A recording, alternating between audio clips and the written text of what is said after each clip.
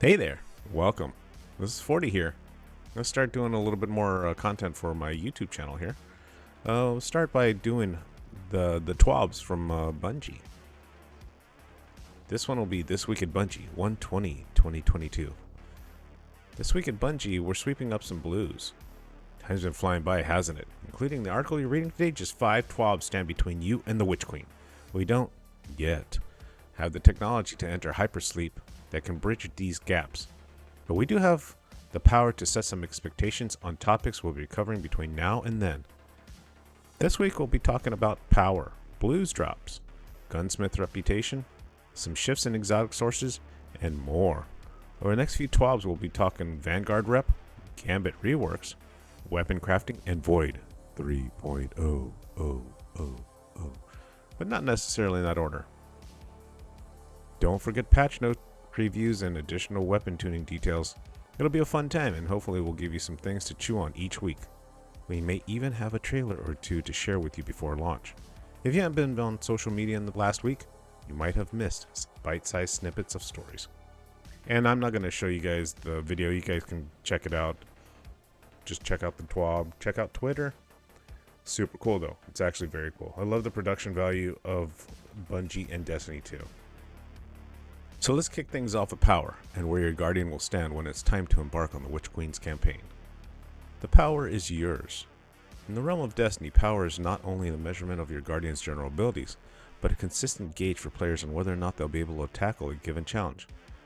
While the Witch Queen won't feature a big overhaul in the way in which you gain power, we do have some general updates coming on launch day to get you, returning, and new players up and ready for a fresh campaign. First, let's talk some definitions. Some of you may know these all by heart.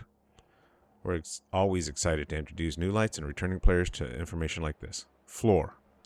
The lowest possible power for a piece of gear, starting point for new characters. Soft cap. The point at which general drops stop being automatic upgrades. Powerful gear drops are now the best way to gain power. Power cap. The power at which powerful drops stop being upgrades. Pinnacle gear drops are now the only way to gain power. Hard cap. Max power from pinnacle drops, ignoring artifact power, of course. Starting on February 22nd, the power floor will be updated to 1350. Any player who signs on will be the appropriate power levels to start the Witch King campaign, even if they've taken a recent break from the game. So that means everyone is going to be at 1350. That will be the floor. That will be the absolute bottom, the floor. 1350. Everyone will be at 1350. So even if you haven't played the game in like 2 seasons, you're going to be 1350. So you're not going to have to worry about, oh, am I going to be high enough light for doing the Witch Queen campaign? So don't worry about that. There will be some adjustments to pinnacle and powerful sources as these shift yearly to focus on newer seasonal content and fresh Destiny 2 expansion content offered with the Witch Queen.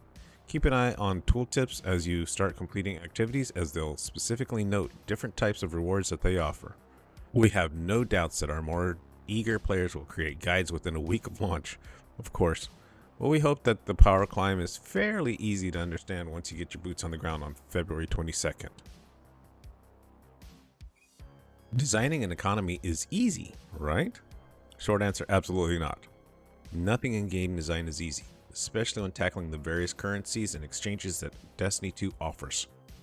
This week we'll be diving in with economy feature lead Joshua Kolinsky, speaking to some exciting changes on behalf of the team. Joshua.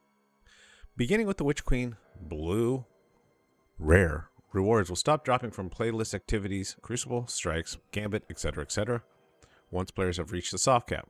Players above the soft cap, 1500 power in the Witch Queen, will instead see a slightly increased chance to receiving legendary rewards from these activities, or a small amount of legendary shards.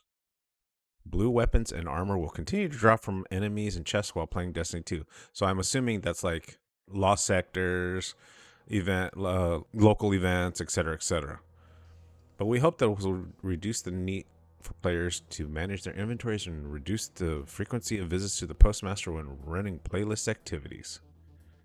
Oh, we can only hope that it'll be a significant drop, because when you're grinding out, and your blues are knocking out shit that you actually want to keep.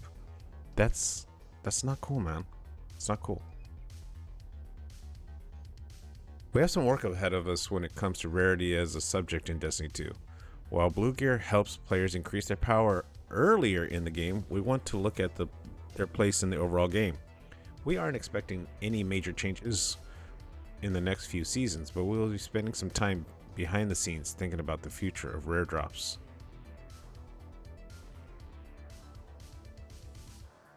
Gunsmith reputation.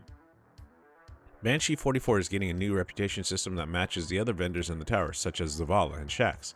This means we are removing some of the items that were previously associated with Gunsmith reputation, namely gunsmith materials and weapon telemetries. Players will now earn reputation rank progress with Banshee 44 when dismantling legendary and exotic weapons and armor by completing daily gunsmith bounties. I got a lot of gunsmith materials and weapon telemetries. But let me tell you, we'll be doing some streams where we just dismantle. Players will want to spend their gunsmith materials and weapon telemetries at Banshee 44 before February 22nd, 2022. Any materials that are not spent will be removed from inventory automatically. Not even giving us anything, just they're gone. Whatever. Mods and mod components.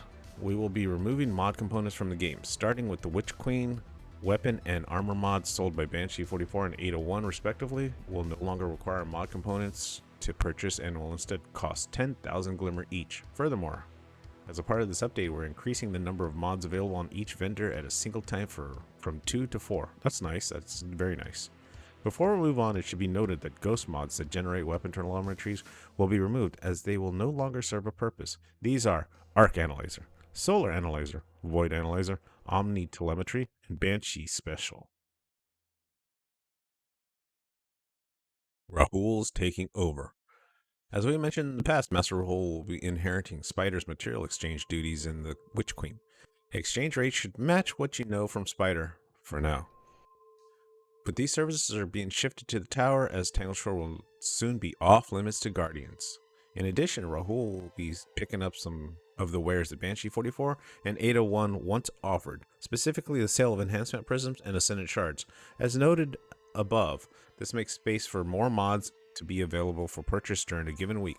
Rahul will offer these materials at the same price as Banshee 44 and 801 sold them.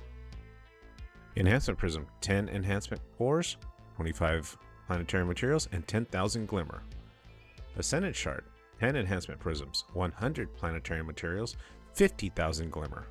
As a final note before we move on to some exotic news, Master Rahul will be able to decrypt umbral engrams so players will not have to hop between the helm and the tower to decrypt all of their engrams in their inventory. Focusing for individual seasons, and armor will live on seasonal. I don't like the way this reads out. So you're just gonna you won't have to go to the helm unless you want to focus specific season materials, etc., etc. Hawkmoon and the Dead Man's Tale. As of February 22nd, 2022, Harbinger and Presage missions will no longer be accessible. The team still wanted to preserve the ability for players to obtain random rolls of these weapons. Therefore, instead of adding these items to the Monument of Lost Lights, as we have done for most of our previous exotics that will no longer have sources, these two weapons will show up as part of Xur's inventory each weekend. That's pretty cool. I wonder if you have to have already had it or it's just going to be available. I don't know yet. Every week, Xur will offer a unique roll for both Hawkmoon and DMT and will be purchasable all players that own Beyond Light for the following materials. Oh, so as long as you owned Beyond Light, you didn't have to have a specific season, you will be able to get a Hawkmoon or a DMT. That's cool. 1 Ascendant Shard, 1 Exotic Cipher, 125,000 Glimmer, 200 Legendary Shards. That's kind of steep. But we're not going to have to be spending a lot of Ascendant Shards according to the reworks that we have. Wait, before you go on, what about those exotic catalysts? Oh, that's something fun. The Hawkmoon, DMT, Aegis Scepter Catalyst will be moved to playlist activities, strikes, crucible, gambit, completions. In addition to these three, we have added the ability for 3 catalysts to be absent from Destiny 2 to drop from playlists as well. The full list of catalysts drops: Hawkmoon, DMT, Age of Scepter, Outbreak Perfected, Whisper of the Worm, and the Fourth Horseman. So that's cool. So if you guys have never gotten the Outbreak Perfected or the Whisper of the Worm catalyst, there you go. You'll be able to start getting it. Outbreak Perfected and Whisper of the Worm will have both of their requirements for completing their catalyst updated, so they completed without access to the original activities. That's super cool. Here we go, boys and girls. Save the date. The raid date. The Witch Queen has a new raid. Surprising? No. We all knew that. While we have a bit more of time before our world first race begins, we wanted to get the rally flag planted in the sand so you should expect to be taken on the challenge. Destiny 2, The Witch Queen Redacted Raid. March 5th, 2022. 10 o'clock a.m. Pacific. So that's cool. We got a raid date and time. We can start building those raid teams. Start practicing for day one. We'll have additional details on contest mode, Bungie rewards, and the other need-to-know information closer to the date. Until then, get in those time off requests. If you're still in school, we do not advise faking sick notes from doctors or lying to your parents to stay home. Go to class, do your homework, ace those tests, be a good student, conquer the raid boss. That is the essay due next week. Raid prep can be an evening activity. We'll be proud of you either way. Will we? No. Reload. Earlier this morning or afternoon or evening, depending on where you live, we deployed a fresh hotfix to address some crashes found in Gambit and Dares of Eternity. Our player support team has a quick rundown in case you missed the patch notes and some known issues that we're tracking. This is their report. Hotfix 3.4.0.3 resolved issues. This week, Hotfix 3.0.4 blah blah blah was released into the world. This hotfix resolves several issues, including ornaments can now be equipped to the Wish Ender exotic bow. In the Grasp of Avarice dungeon, players will no longer be trapped outside the encounter if they are dead outside the crystal tunnel when the encounter begins. I didn't know that was a thing. I'd never seen anyone have that happen. Interesting. In the Grasp of Avarice dungeon, the damage phase with the ogre boss will now consistently start after depositing enough cursed engrams. That's good because you never were sure. It'd be like a second or sometimes 5 seconds, sometimes 10 seconds. Yeah, that's nice. We have reverted colorblind settings made in Hotfix 3.4.0.2 and we'll be looking to making updates in the colorblind settings in the future update. Known issues. While we continue investigating various known issues, here is a list of the latest issues that are reported to us in our help form. When first spawning into an area or activity, hand cannons sometimes don't have ammo. The Dares of Eternity game streak now give a maximum of 125 points per completion. I didn't know that was an issue. I guess I'd never really tracked it. For a full list of emergent issues in Destiny 2, players can review our known issues article. Players observe other issues should report them in our help forum. This week with our editor. In previous TWABs, we have been keeping updated on the extensive quest to save our editor from his apartment. Today, this story finally has an ending. While speaking yesterday, he told us that he was out walking his propane tank. Okay, cool. He said, grumble, grumble, grumble, Hank Hill, blah, blah, blah. He found out that he's finally calling someone about, everything wrong with his apartment. Hopefully, this is the ending saga, but tune in next week to this week with our editor. On to Movie of the Week. The journey to the Witch Queen has been a beautiful one, hasn't it? This week we are sharing the beautiful and ever-evolving journey we've been on. So let's take a sparrow race to the planets, shall we? Okay. Like I said, you guys can go check that out. All the videos. But is it art? Artist of the Week. Get in, artists. We're going art hunting.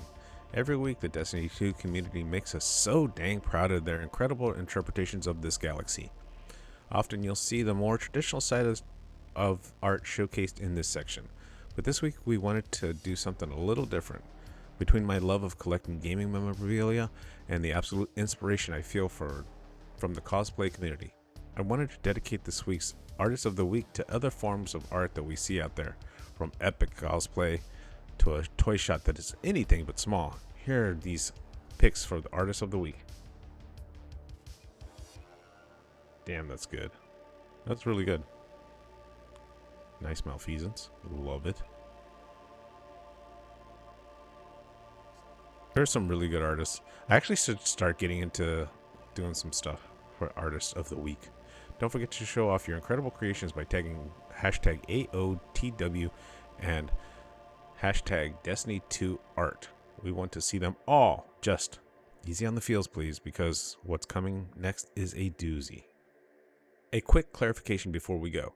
Over the weekend, a few Guardians out there were scraping our articles to figure out whether or not Iron Banner bounties will be removed at the end of the season. It was discovered that we had a slight error published to the website, and I wanted to take a moment to set expectations on what was being removed.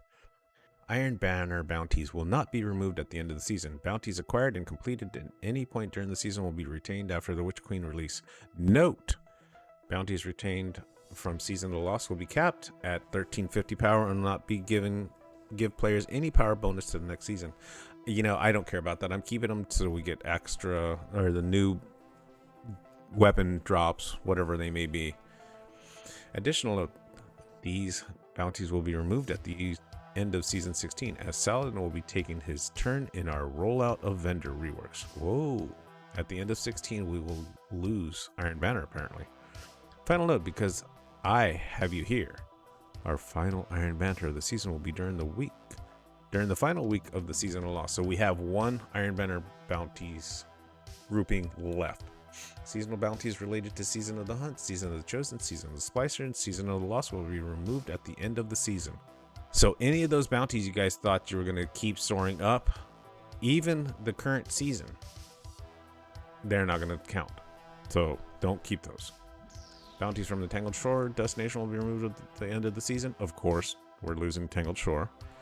Some daily bounties from general activities or destinations may be removed depending on an objective or reward balancing on a per bounty basis. Example, handful of Drifter and Gunsmith bounties are being looked at alongside some vendor work. Oh dear, did we just confirm Drifter's getting a pass? Well, that shouldn't be a surprise. We're tinkering with Gambit in Season 16. More on that in a future TWAB.